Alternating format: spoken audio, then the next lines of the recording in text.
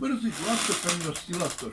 Ako imamo neki elektromagnetni impuls, znači samo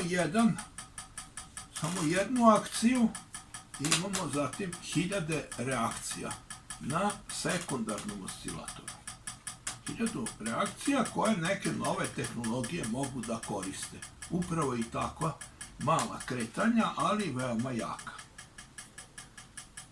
Znači, jedna akcija, hiljade reakcija. Pa evo ovdje imamo, znači, primarni oscilator i sekundarni oscilator. Ako koristimo energiju sekundarnog oscilatora i sad ga opterećujem, primarni oscilator ne trpi, što ni kod jednog mehanizma drugog nije slučaj, nego samo kod dvostepenog oscilatora. A ukoliko bi kočili primarni oscilator, tada se vrlo brzo zaustavlja.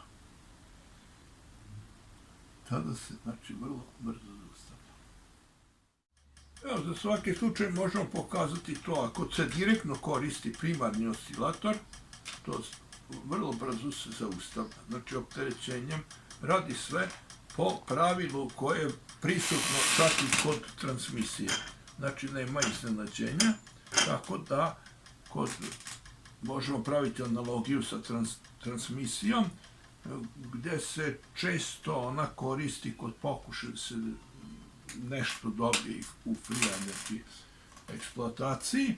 Međutim, treba imati u vidu i trenje ne samo na osovinu, nego i između zuba, tako da su gubici tu jako veliki.